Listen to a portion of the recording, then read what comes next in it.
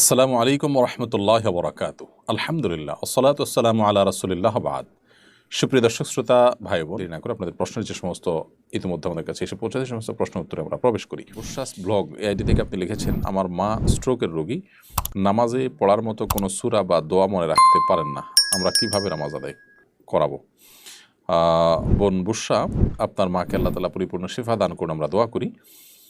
তিনি নামাজে কোনো সূরা বা দোয়া যদি মনে করতে না পারেন, তো যতটুকু তিনি মনে করতে পারেন ততটুকু পড়বেন। তিনি যদি দাঁড়িয়ে রুকু সিজদা করে রাকাত সংখ্যা মনে রেখে সালাত আদায় করতে পারেন, তো নামাজের মধ্যে যদি এরকম হয় যে তিনি ভুলে যাচ্ছেন কোনটা পড়ছেন কোনটা ছুটছে সেটা তার খেয়াল না থাকে, তাহলে সেক্ষেত্রে এটুকুর জন্য তার নামাজের অসুবিধা হবে না, এটি তার আল্লাহর পক্ষ থেকে মাফ হিসাবে বিবেচিত হবে। কারণ লা ইউকাল্লিফুল্লাহু নাফসান ইল্লা উসআহা, আল্লাহ তাআলা মানুষকে তার সাধ্যের বাইরে কোনো কিছু চাপিয়ে দেন না। অতএব যেহেতু তিনি ভুলে যান, স্মরণ রাখতে পারেন না, আশা করা যায় আল্লাহ রাব্বুল আলামিনের কাছে এর জন্য কোনো দায়-দায়িত্ব তার থাকবে না। আসিফ বিডি আইডি থেকে আপনি লিখেছেন, আমি প্রতিষ্ঠিত হওয়ার পরেও আমার পরিবার থেকে আমাকে বিয়ে দিচ্ছে না, এখন কি করব আমি? ভাই আসিফ, আপনার পরিবার থেকে আপনাকে যদি বিবাহ শাদী না দেওয়া হয়, তাহলে সেক্ষেত্রে আপনি আপনার পরিবারের যে সমস্ত সদস্যদের মাধ্যমে আপনার বাবা মা আপনার প্যারেন্টসদেরকে আপনি কনভিন্স করতে পারবেন, তাদের মাধ্যমে আপনি চেষ্টা করবেন। যদি সেটা না পারেন, তাহলে আপনি নিজের উপার্জনে নিজে যদি চলেন, অর্থাৎ নিজের আয় উপার্জন থাকে, স্ত্রী চালানোর মতো অবস্থা থাকে, আর এদিকে বিয়ে না করলে আপনি গুনাহে লিপ্ত হয়ে যাবেন মনে হয়, তাহলে সেক্ষেত্রে আপনি নিজে বিয়ের উদ্যোগ নিতে পারেন। কিন্তু অবশ্যই প্যারেন্টসের মাধ্যমে বিয়ে হয় উচিত এবং শরীয়ত সেটাই বলে। একেবারে নিরুপায় যদি হয়ে যায় যে চরিত্র সংরক্ষণের ব্যাপার, আর তারাও বাধা দিচ্ছেন যে তাদের মধ্যে দিনী চেতনা নাই, দিনী বুঝ নাই, তারা দিনী যে ডিমান্ড আছে সেটাকে মাথায় রাখছেন না, তারা খামখেয়ালিপনা করছেন, তাহলে আপনি চরিত্র হেফাজতের জন্য নিজে বিয়ের উদ্যোগ নিতে পারবেন। তবে বাবা মাকে আস্থা এনে করতে পারলে সেটা সবচেয়ে বেটার। আবদুল্লাহ, আপনি লিখেছেন, বিভিন্ন ব্যাংক যেমন ডাচ বাংলা, ইসলামী ব্যাংক, বিকাশ, নগদের এজেন্ট নিয়ে টাকা আদান প্রদান করলে 1000-এর কিছু টাকা কমিশন দেয়, 1000-এ কিছু টাকা কমিশন দেয়, এবার ব্যবসা করা যায় আছে কিনা? আপনি যেই কোম্পানির মোবাইল ব্যাংকিংয়ের মাধ্যমে টাকা আদান প্রদান করবেন, ওই কোম্পানি আপনাকে যে কমিশন দিবে এটা আপনার জন্য জায়েজ আছে, কারণ এটা আপনাকে একরকম পারিশ্রমিকের মতো, যে কোম্পানির হয়ে আপনি টাকা আদান প্রদান করার কাজটা করে দিচ্ছেন, কোম্পানির এজেন্সির কাজটা করে দিচ্ছেন, এই জন্য আপনাকে কমিশন দিচ্ছে, কমিশন নেওয়া আপনার জন্য সম্পূর্ণ জায়েজ হবে। কোহিনুর ইসলাম কণিকা, আপনি লিখেছেন, সূচিবায়ু থেকে মুক্তির উপায় এবং আমল বলবেন প্লিজ, বারবার হাত ধুলেও মনে হচ্ছে পরিষ্কার হচ্ছে না।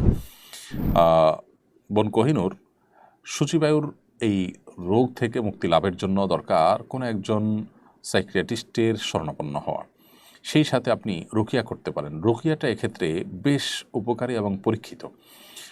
আপনি যদি রুকিয়ার বিভিন্ন অ্যাপ আছে, মোবাইলের অ্যাপ বা প্লে স্টোরে গিয়ে রুকিয়া লেখেন, RUQYAH, রুকিয়া লিখে সার্চ দিলে আপনি অনেকগুলো অ্যাপ পাবেন। এর ভিতরে যেটা আপনার সুবিধাজনক মনে হয় আপনি সেটা নামিয়ে নেবেন, খেয়াল করবেন ওখানে কোনো মিউজিক তো নাই, সূক্ষ্মভাবে সাধারণত থাকে না, তো আপনি নামিয়ে সে রুকিয়া শুনবেন। বিশেষ করে ওয়াসওয়াসার রুকিয়া আলাদা আছে, আপনি যদি রুকিয়া ফর ওয়াসওয়াসা লেখেন অথবা সূচিবায়ুর রুকিয়া লেখেন, তাহলে আপনি অনেক কিছু পাবেন সোশ্যাল মিডিয়াতে, অনলাইনে।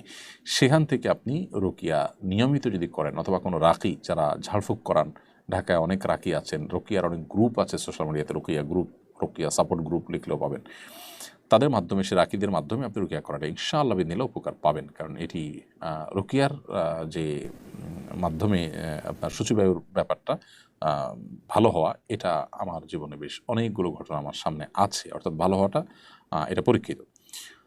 মব জাস্টিসের ঘটনা বেড়েই চলেছে। সম্প্রতি ঢাবি এবং জাবিতে দুজনকে গণপিটুনি দিয়ে মেরে ফেলা হয়েছে, এ সম্পর্কে বলবেন, গণপিটুনি বা মব জাস্টিসের বিধান কি? বিধিবদ্ধ কর্তৃপক্ষ ছাড়া বিচার বা শাস্তি প্রয়োগের সুযোগ কারক আছে কিনা? দেখুন, ইসলামী দৃষ্টিকোণ যদি আমরা বলি, নবী করিম সাল্লাল্লাহু আলাইহি সাল্লাম যখন মক্কায় ছিলেন, আমরা দেখেছি তখন যেহেতু তিনি সেখানকার অথরিটি ছিলেন না বা সেখানে রাষ্ট্রপ্রধানের দায়িত্বে ছিলেন না, সেখানে কিন্তু যত অন্যায় হয়েছে, যত অবিচার হয়েছে, যত জুলুম হয়েছে, যত শিরক হয়েছে, এর কোনোটিতে তিনি বা তার সাহাবীরা কেউ বিচার করতে যান নাই, শাস্তি দিতে যান নাই অপরাধীদেরকে, বরং সৎ কাজের আদেশ, অসৎ কাজের বাধা প্রদানের মধ্যে তারা সীমিত ছিলেন, দাওয়াতের কাজের মধ্যে সীমাবদ্ধ রেখেছে নিজেদেরকে।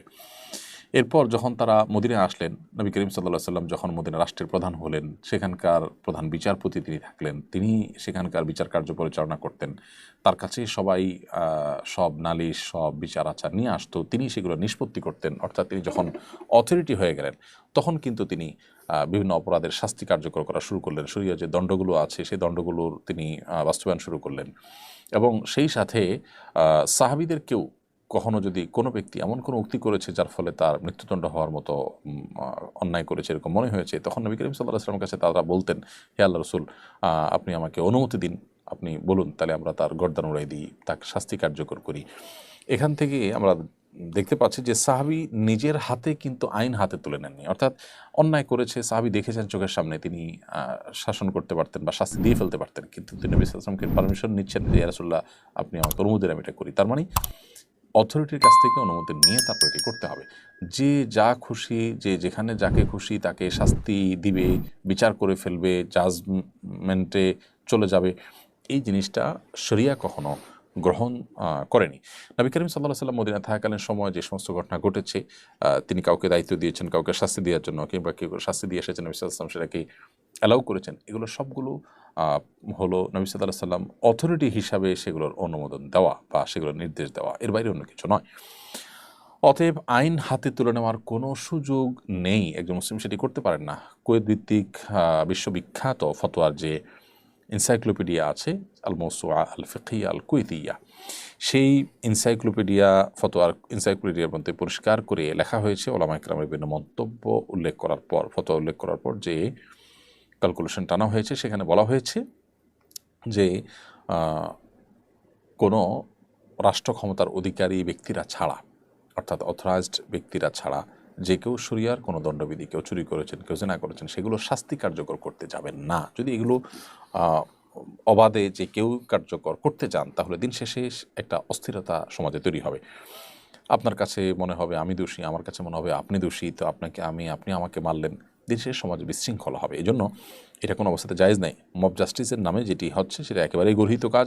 আর বিশেষ করে ঢাকা ইউনিভার্সিটিতে যে ঘটনাটা ঘটেছে, আর অন্যান্য জায়গায় ঘটেছে, এটা বিশেষ করে ইউনিভার্সিটিতে, জাহাঙ্গীরনগরে অথবা ঢাকা ইউনিভার্সিটিতে যে সমস্ত হয়েছে, জাবিতে বা ঢাবিতে যে হয়েছে, এগুলো এত দুঃখজনক যে দেশের সবচেয়ে মেধাবী মানুষগুলো, তরুণরা যেখানে তাদের বিচরণ, সেই জায়গাটাতে এই ধরনের অনাকাঙ্ক্ষিত ঘটনা ঘটবে, দুঃখজনক ঘটনা ঘটবে, যে একজন মানসিক ভারসাম্যহীন মানুষ দেখলেই বোঝা যাচ্ছে যাকে, যে তিনি অসুস্থ, তাকে জাস্ট পিটিয়ে মেরে ফেলা হবে। এটা আসলে কোনোভাবেই গ্রহণযোগ্য হতে পারে না। সাধারণ মানুষের হৃদয়ে রেখাপাত করেছে এই অন্যায়, যার কারণে এই অন্যায়কারীদের দৃষ্টান্তমূলক শাস্তি কার্যকর করা দরকার। আমাদের দেশে দৃষ্টান্তমূলক শাস্তি না হওয়ার কারণেই কিন্তু অপরাধ কমে না, অপরাধ অনবরত বেড়েই চলে।